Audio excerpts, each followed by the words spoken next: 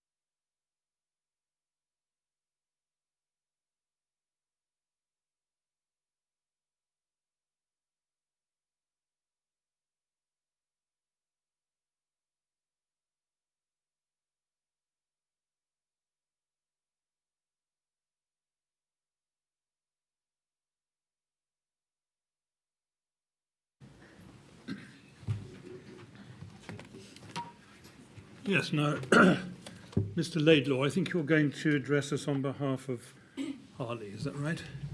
I am, sir. Thank you. Thanks very much. That's very kind, thank you. Those of us who represent Harley Facades are acutely conscious that you, sir, and you, madam, will have read and considered the Rule 9 statements and accompanying materials provided by the company. You also both have Harley's opening statement, which seeks to address the Module 1 issues, and you will both, no doubt, now have a more informed view of the company, of its part in the refurbishment project at Grenfell Tower, and of the areas of importance to be explored with the Harley witnesses in order to address the issues arising in this, the first part of Phase 2. So I'm not intending in these oral submissions simply to repeat all that is already in writing, or to seek to engage in argument of the sort which we hope will be of more assistance when you are through all the evidence to be called and considered in the first 3 modules. Then will be the time to address the question how, if at all, the company we represent satisfied itself insofar as they were required to address the question that the cladding system met the requirements of the building regulations. Instead, and mindful of the fact that this is a public inquiry with an audience far broader than the core participants who have access to all this material, I want to focus, if I may, in these opening remarks on the following 4 areas. First, on the company itself, its business and the nature of its involvement in the project, because it'll be important when reaching a view about the manner of its performance at Grenfell to first identify which part or aspects of the refurbishment project were in fact Harley's responsibility before turning next to assess how well or otherwise it discharged that role. And that, as an exercise of collective judgment, will obviously require the panel to have regard to the company's experience in the cladding industry and, importantly, as we suggest, contemporary cladding industry standards and practice. Second, having regard to your clear findings as expressed in the Phase 1 report, Mr. Chairman, that it was the choice of the cladding materials of the Rainabond panels and the Celotex insulation which was the principal reason why the fire spread so rapidly, I want to deal with what was and was not, in this particular regard, the choice of the cladding materials, Harley's responsibility. And I do so not because I'm suggesting that the inquiry has overlooked the true position, but because there has been both a widespread misunderstanding about the cladding subcontractor's role and also a great deal of ill-informed and inaccurate reporting about Harley's part in the choice of the rain screen and insulation materials. Hitherto, and mindful of the importance of allowing this inquiry to proceed at its own pace, without the commercial CPs seeking to advance or protect their own positions, and despite, in Harley's case, the very great damage done to its reputation and consequently its business, Harley has kept its silence. But now is the time to set out with accuracy the extent of Harley's role and to make it absolutely clear that the cladding subcontractor was not responsible for the selection of these cladding materials. The third area that I'd like to cover is this. Neither I, but more importantly the Harley witnesses, want to be accused of ducking the criticisms of aspects of their work which will fall to be considered during this part of the inquiry. Inevitably, in the very detailed examination of the events following this major tragedy, which occurred in Phase 2, failings, shortcomings, and the like have, and no doubt will, be identified. So I want to say a little, by way of introduction, in particular, about the cavity barriers and the standard of workmanship. And then fourthly and finally, I just want to say a word or two about Harley's witnesses and the treatment that they can expect at the forthcoming hearings. So may I begin with that first area, the company itself, what it was and what it was not responsible for. The company I refer to as Harley began life in 1996 as Harley Curtain Wall Limited. Its sole director, as you've heard, Mr. Ray Bailey, has now some 35 years of practical experience as a specialist contractor in external facades. The circumstances in which that company ceased to trade and the contract was novated to the company we now represent during the course of the Grenfell Tower refurbishment are set out in Mr. Bailey's witness statement. It's important I say this. During the 20 years plus of Harley's existence, it had been involved in a number of large-scale building envelope projects involving high-rise residential blocks using a variety of ACM products without any cause for concern. Indeed, a little later, I'll make mention of their work on the Chalcott estate in Camden. The cladding industry in this country at the time of this terrible fire, as we understand the position to be, comprised of a significant number of companies ranging in size from multi-million-pound conglomerates to small and medium-sized businesses. There were a relatively small number of smaller companies, of which Harley was one, which functioned as what is known as managing subcontractors. And as is typical of a small company of its size, it had about 15 employees at the time of the Grenfell project. Harley did not undertake the fabrication of the materials for the external facade or carry out the installation with its own labour. Instead, the company would source the appropriate materials, coordinate supply and fabrication of the external facade, and subcontract the installation, which it, Harley, managed. Harley had, as you understand, an in-house design resource, but depending on capacity, would also subcontract out the production of working drawings. I turn now to the refurbishment of Grenfell Tower and how it was Harley Facades came to be appointed as the cladding subcontractor.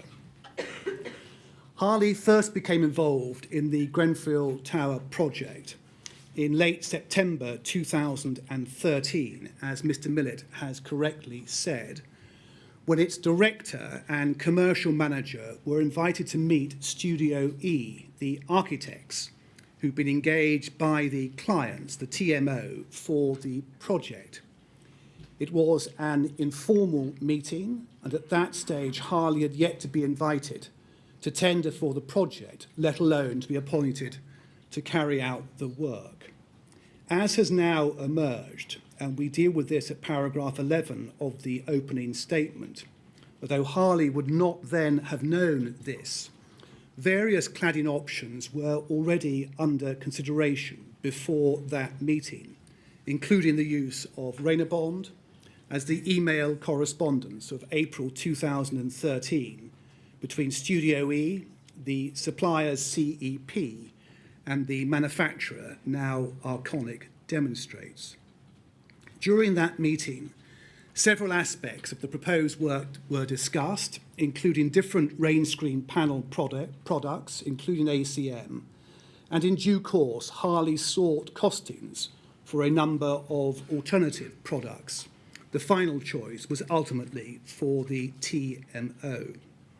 In fact, it was not until July 2014, following the tendering process, budgetary discussions, and continuing correspondence in relation to the choice of materials, colour, and configuration for the rain screen product, that Harley was formally appointed as the external facade subcontractor by Rydon. Rydon, of course, having been appointed as the principal contractor. The lead designer for the project, including for the external facade, was Studio E. While there is now, as becomes clear from the opening statements, a significant dispute as between Studio E and Harley as to the nature of the design relationship between the two of them, the point, as we make clear at paragraph 6 of our written statement, the point is this. We point, forgive me, to the specification document, the NBS as it is called, because that makes it clear, we would suggest, that the architects were responsible for the basic design of the rain screen cladding system, which incorporated the vertical channels that became a focus of phase 1, along with the architectural crown, again, something of great concern to you, sir.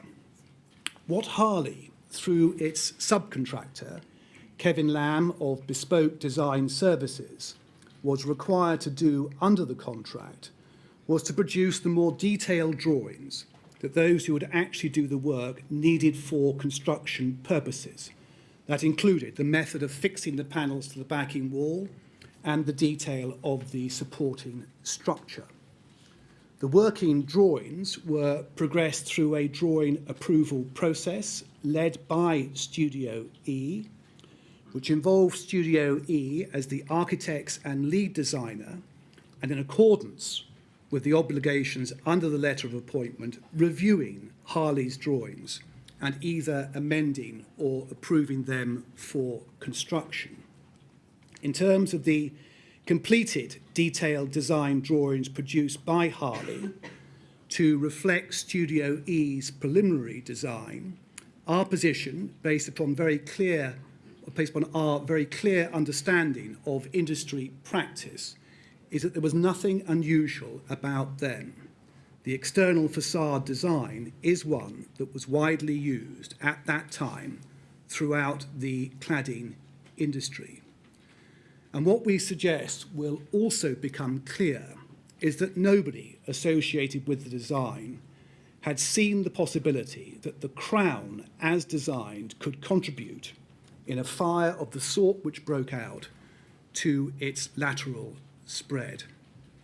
In light of the criticisms now made of the design, as the inquiry team know, we are very anxious that an expert in cladding, if at all possible, should be called so that the inquiry has the opportunity to test assertions of this sort, and so that an expert can also assist you with where, ultimately, responsibility for design lay.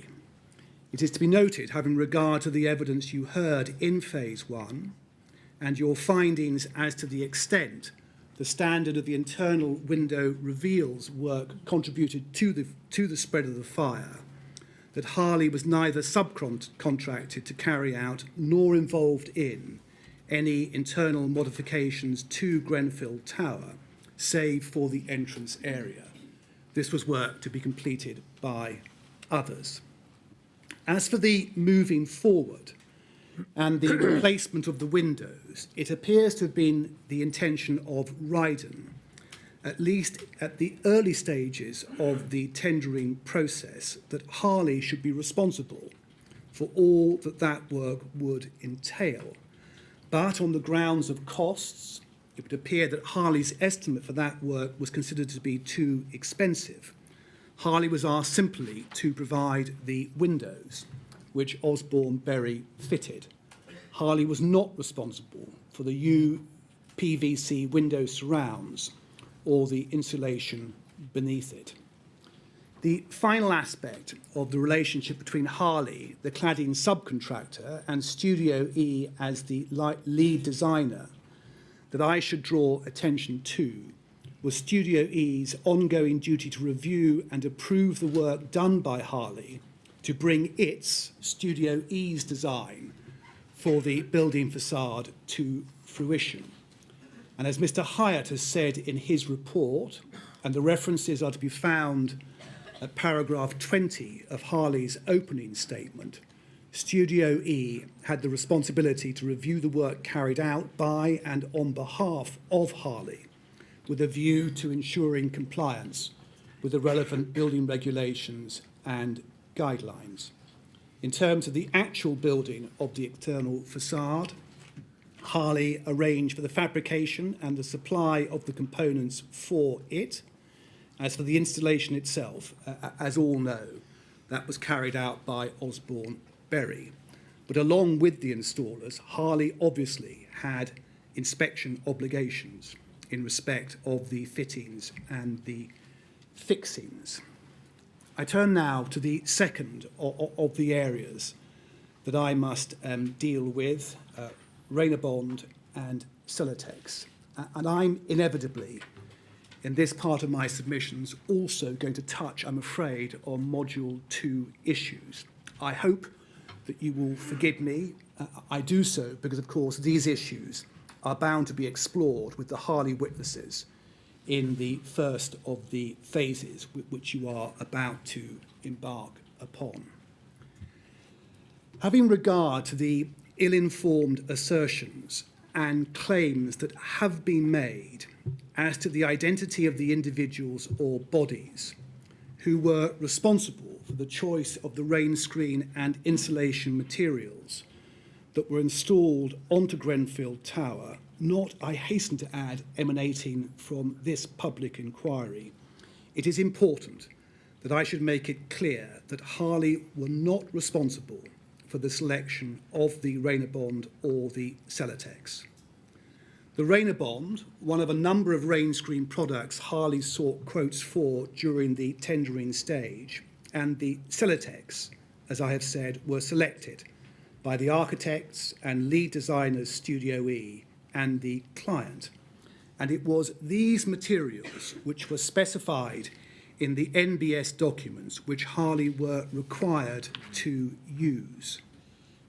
Now, as a result of all that has occurred since the terrible events of the summer of 2017, it has become clear that neither Rainabond, ACM, nor Celotex RS 5000 should ever have been used for the refurbishment of Grenfell Tower, or indeed any other high-rise residential block.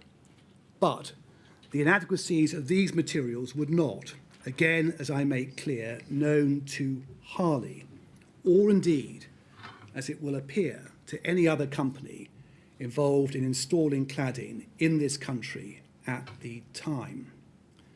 And when you, sir, along with your panel, turn to consider the reasonableness or otherwise of Harley's collective state of mind about and its confidence in the certification of these products, it will again, we would suggest respectfully, be important to test their position against the view of an expert in this particular field of cladding, someone who can provide an informed and independent opinion as to how these products were regarded across the industry. Was this company, Harley, alone amongst other cladding companies in its reliance upon the reputation that these products then enjoyed?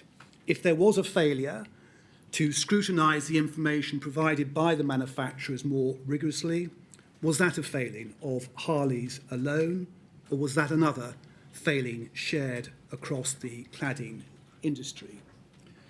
Mr. Hyatt, with his undoubted architectural experience, can plainly speak authoritatively about a number of the Module 1 issues, and he has expressed views about how the cladding contractor might view the claims of the manufacturers of these two products. But as he is the first to accept, he's not an expert in this field, and he cannot speak with the weight of somebody who's actually operated in this part of the industry and address, with the benefit of that experience, what I anticipate will be the position of the witnesses for this company, namely that a small cladding company of Harley's size is in effect bound to accept such claims and to rely upon the efficacy of the testing of the products as they are reported by the manufacturers. The reasons for Harley's confidence in the certification of these materials, a confidence we believe shared by other companies installing cladding in this country right through to the fire at Grenfell, is set out in the final section of our opening statement. And I deal first with Rainabond. It had been widely used in the UK for at least 30 years, if not longer. And as I've said, Harley had used it for years without either issue or concern being raised about it. We draw attention at paragraphs 68 to 70 of the opening statement to a fire in early 2012, which broke out in one of the flats in one of the 23-storey tower blocks at the Chalcott estate in Camden. Back in 2007, Harley had been appointed as the external facades contractor for the refurbishment of that estate, and as specified by the architects, Rydon ACM had been installed. On this occasion, whilst the Rydon panels around the windows were destroyed by the fire, they did not ignite or contribute to a spread of the fire, as was to be the case at Grenfell. But it's not simply the performance of the Rydon ACM which gave Harley no reason to be concerned by its selection for the Grenfell Tower project in 2014. There was the reputation its manufacturer enjoyed at that time, and the specification information which was produced to accompany the marketing of the product. Arconic described itself as, and I quote, the world market leader in aluminium, and it was considered throughout the cladding industry to be a well-established and reputable manufacturer of ACM and other cladding products. The marketing material produced by Arconic prior to the fire at Grenfell Tower gave no indication that Rydon was not suitable for a wide range of projects, including high-rise residential blocks.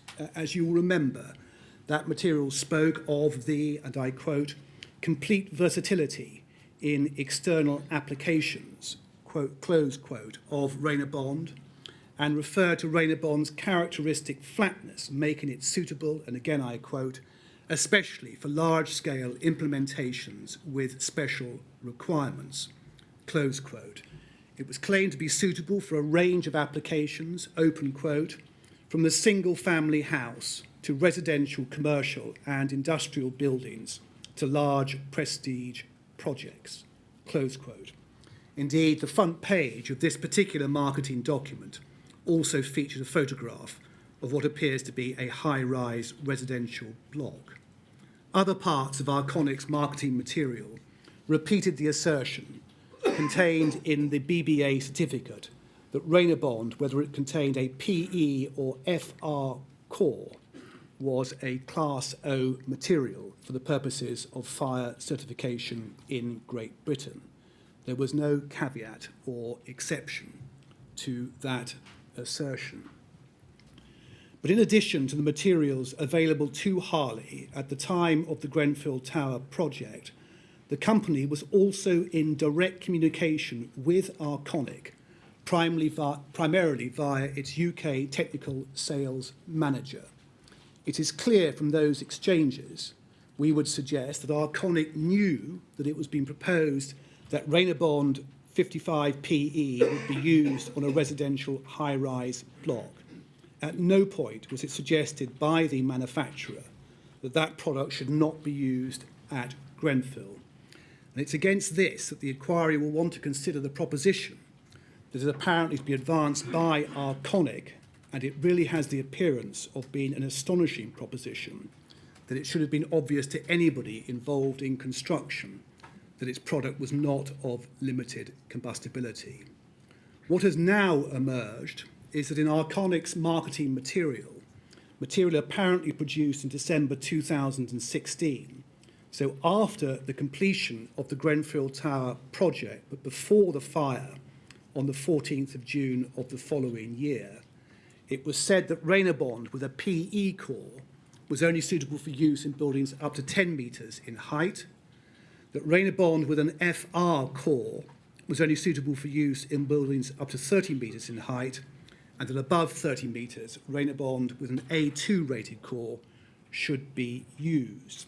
This was never brought to the attention of Harley, nor apparently to the attention of anybody else who had, as the manufacturers must have known, used their Rydon on high-rise buildings. Neither, of course, was Harley or apparently anyone else working in this country outside Arconic aware of the CSTB testing which took place in 2015, which again revealed that the Class O claim in the BBA certificate could not be justified. I turn then to Celotex RS 5000.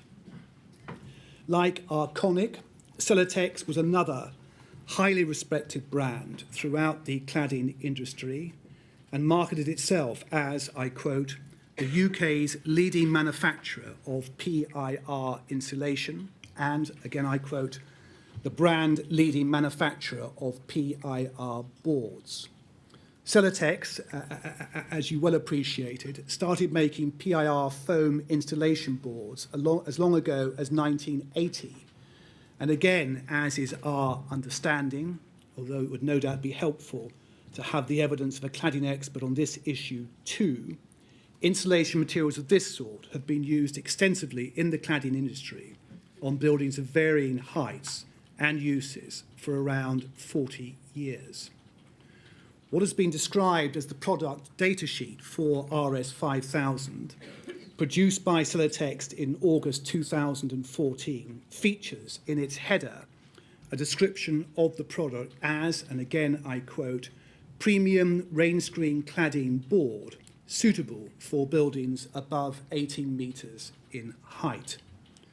Close quote. Further details set out on the front page of that document state, and again I quote, that Celotex RS5000 is our premium performance PIR solution for use in rain screen cladding systems and is the first PIR insulation board to meet the performance criteria in BR 135 for insulated rain screen cladding systems and therefore is acceptable for use in buildings above 18 metres in height. It is only on the third page of the document that there is the caveat to the effect that the fire performance and classification report relates to the components in the wall build-up that was tested is to be found, and a warning that any changes to the components will need to be considered by the building designer. But nowhere is it suggested in the product data sheet that changes to the components would render the fire performance and classification report invalid, or that such changes might make RS5000 unsuitable for use in buildings above 18 metres. Further assurances about the suitability of RS5000 for use above 18 metres are to be found at various other points in Celotex marketing material, the references for which are to be found at paragraph 65 of our opening statement. Moreover, the purported suitability of this product was supported by local authority building control. Their registered details drawing and document list stated that RS5000, and I quote, has successfully tested to BS 84142 2005, meets the criteria set out in BR 135 and therefore is acceptable for use in buildings with stories above 18 metres in height, subject to the board being fixed to a non-combustible substrate. Apart from the stipulation that RS500 should be fixed to a non-combustible substrate, which clearly was the case at Grenfell Tower, that document contains no warning as to RS5000's suitability for use above 18 metres. Indeed, the document explicitly states that, and again I quote, Celotex RS5000 can be used with a variety of cladding systems, including masonry or rain screen systems. But what might be of particular significance when you, Mr. Chairman, with your panel, come to consider any fault for the use, whether any fault for the use of the insulation can properly be laid at the door of the subcontractor, is Harley's reaction to the selection of Celotex by Studio E. Because unlike the Rainabond ACM, Celotex RS5000 was a relatively new product and Harley had not previously used it in any of its earlier projects. And in circumstances where Harley was less familiar with this particular Celotex product, one of Harley's employees, and we deal with this at paragraph 18 of our opening submissions, sought further information from Celotex. He was reassured as to its properties, having been provided with a property data sheet, the same one that I mentioned a few moments ago. In addition to the marketing materials produced by Celotex, Harley was again in direct contact with the manufacturer, largely via correspondence with Celotex's major projects and specification manager. He was provided with the drawings of the proposed wall build-up to be installed at Grenfell Tower, which included drawings showing the use of Rainabond and a copy of the specification notes, which referred to the use of aluminium composite panels. At no stage was it suggested by Celotex to Harley that what was being proposed at Grenfell Tower in any way called into question the suitability of the use of RS 5000 above 18 metres. If, having heard all of the evidence, sir, you were to share Mr. Hyatt's conclusions that it is probable that Celotex was marketing a product for the use on the external walls of buildings over 18 metres in height, that they knew to be non-compliant with the guidance given by ADB 2, then the extent to which Harley could be criticised must plainly be tempered by that. All that should not, of course, obscure the position Mr. Hyatt appears to take, and this is to be found at paragraph 10 of the opening statement, that ultimately responsibility for ensuring that the materials specified in the MBS complied with the relevant building regulations and statutory guidance rested more broadly with the manufacturers and on the Grenfell project with Studio E, the specialist fire consultant, with Rydon and with building control. The third chapter in these are opening submissions concerns the criticisms to be made of the company that we represent. There are to be, as you both of course understand, in a number of different respects, criticisms of the standard of Harley's work at Grenfell Tower, perhaps the most serious of which is in relation to cavity barriers. You will recall that that particular concern is expressed at the absence of cavity barriers around the window openings and at the top of the cavity where it met the crown. True it is, as I must acknowledge immediately, that Mr. Hyatt has been careful to balance his attribution of responsibility for failings of this sort by making it clear that Studio E had placed an inappropriately high level of expectation, as he describes it, upon Harley. Mr. Hyatt has also made the point that if the architects had carried out their early work properly, it is likely that Harley would have got their detailed design work right, or alternatively, if they'd checked Harley's drawings, as was Studio E's duty, then the errors would have been spotted. In any event, it's obviously important in this regard that I should set out the company's position for your consideration before the evidence unfolds, and also to meet the broader criticism levelled by Mr. Hyatt. In the context of fire safety, and despite, as it is put, Harley's claims to expertise as cladding specialists, Mr. Hyatt suggests the company did not understand what was required of them in order to meet the requirements of the building regulations. We deal, as you will remember, with cavity barriers, albeit briefly thus far, at two parts in the opening statement. Paragraphs 25 to 28 set out the email exchanges between Harley and Exovia, the fire safety consultants, during 2014, in which Harley sought clarification about the positioning of the cavity barriers. And at paragraphs 45 to 46, there is a short summary of the further substantial correspondence between Harley, Rydon and Studio E, which also involved the manufacture of the cavity barrier the manufacture of the cavity barriers installed, Siderise, and building control in March and April of 2015. That correspondence being about the integrity and the insulation properties of the cavity barriers, which were to result in agreement as to the positioning of them. In light of Mr. Millett's criticism of the position taken by the commercial CPs in their opening statements, I want to say this and to make Harley's position clear about cavity barriers. Harley accepts, now having the benefit in particular of Dr. Lane and Mr. Hyatt's report, that the absence of cavity barriers around window openings was not in compliance with the terms of approved document B.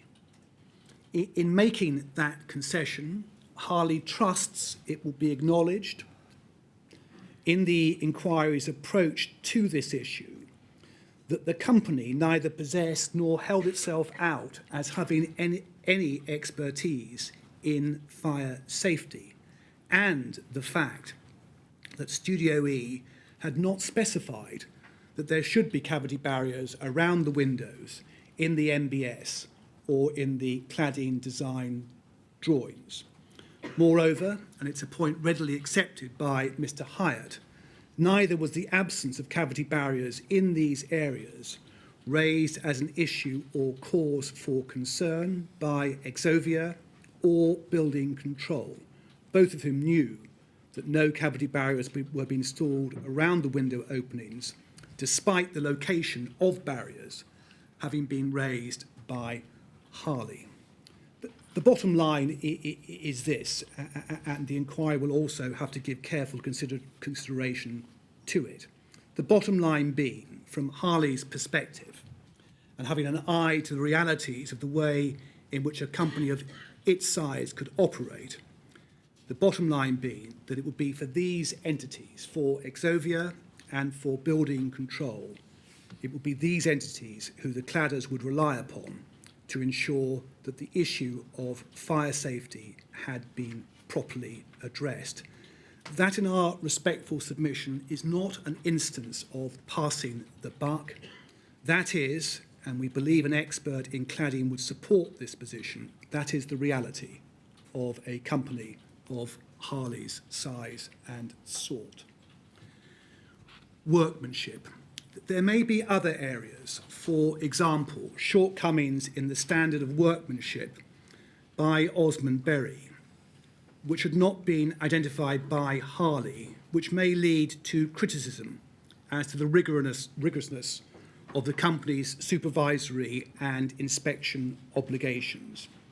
But in this regard, again, I would urge some caution and also some regard to the central issues. Caution for this reason, because it was neither practical or realistic to impose or imply some sort of constant monitoring obligation upon Harley. They were entitled to rely on the experienced installers who retained the initial inspection obligation, in addition to the checks by Osborne and Berry and Harley, of course. Rydon, the principal contractor, ahead of visits by building control, also checked the installation works through its package manager and clerk of works. And the fact is that no issue or concern about workmanship was ever raised with Harley.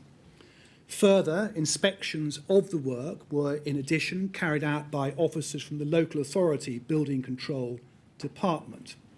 And the practice within the cladding industry, certainly prior to the fire at Grenfell Tower, both in regard to workmanship but also fire safety, was to rely on building control in respect of the finished works and compliance with the building regulations and approved document B. Between the start of the refurbishment works at Grenfell Tower on the 2nd of June 2014 and completion on the 7th of July 2016, there appear to have been 14 inspections of Grenfell Tower by building control officers, of which 7 involved inspection of the external facade works. Again, at no point was any concern expressed or issue raised with Harley in relation to any aspect of the external facade, including the materials used, the provision of cavity barriers, or indeed any other issue. The view expressed by building control was that the work was being completed to a high standard. What has emerged, again, as you well understand, sir, from the expert evidence of Beryl Menzies, is that there were significant failings on the part of building control, and it was only during the course of this inquiry that Harley has learned that building control carried out no in-depth review of the cladding works, and neither had building control made any request for information about the external facade from Rydon, Exovia, Studio E, or the TMO. And that is notwithstanding the fact that Harley had provided all its working drawings, including specification notes and relevant information, to both Studio E and Rydon. That all said, and without in any way seeking to minimise the extent of these failings, any criticisms in the standard of workmanship must fall to be considered against the significance of any contribution that might have made to the spread of the fire at the tower. In this respect, it is notable that the weight of expert evidence and the Phase 1 findings is that any insulation non-conformities at Grenfell Tower were of far less significance than the nature of the rain screen and the insulation materials. Lastly, please, in the last couple of minutes, just a word about Harley's witnesses, if you will forgive me, and the position that they occupy.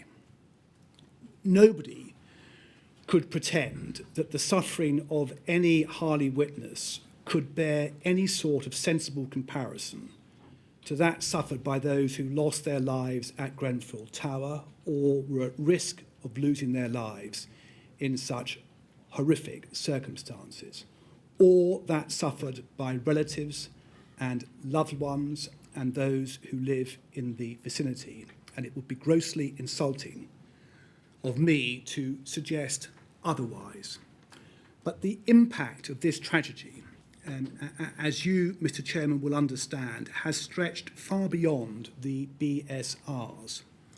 And those affected by this shocking fire, albeit indirectly, and into this category fall the Harley witnesses, have, without descending into any sort of detail, also suffered. And they are also now confronted with having to give evidence in the glare of a level of publicity they can have had no previous experience of, and they are, we are told, to have no notice of the particular areas of questioning that they are to be subjected to. The majority of the Harley witnesses have also been interviewed by the police during their concurrent investigation, and there are, no doubt, further interviews under caution to come during the course of Phase 2, with the attendant anxiety that will bring.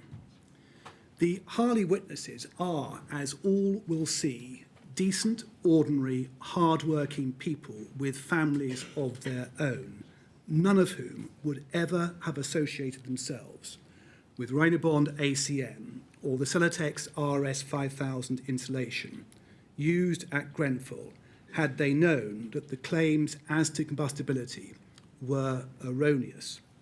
The suggestion, which I'm afraid appears in one of the opening statements, that these individuals knew of the dangers the cladding represented to the residents of Grenfell Tower, is not only one without evidential basis, but it's also, I'm afraid, deeply unfair. Those who worked for Harley had no idea and no reason to believe that the principal materials used in the building envelope would behave as they did in the event of a fire. It is only in the course of the disclosure from this inquiry, and in particular of the expert reports and the evidence from the manufacturers of the rain screen cladding and the insulation, that Harley now understand that their confidence in these materials and their reliance on the certification was badly misplaced. In that regard, they were not alone.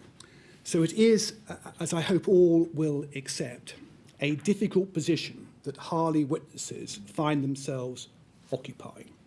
And I trust, as you have assured them, that the same level of patience and sensitivity will be afforded to them as it was to the other witnesses when they gave evidence in phase 1. So unless I can assist you or your colleague any further, those are my opening submissions on behalf of Harley. Good. Thank you. Thank you very much indeed. Good. Thank you. Well, we've made very good progress today. We have actually now completed all the statements that were scheduled to be given today. So I'm afraid we're going to have a short day. That may not be entirely unwelcome. There it is. We're going to resume tomorrow, please, at 10 o'clock, when we shall hear an opening statement on behalf of Exova. So thank you all very much. We'll call a halt there and resume at 10 o'clock tomorrow, please. Thank you very much.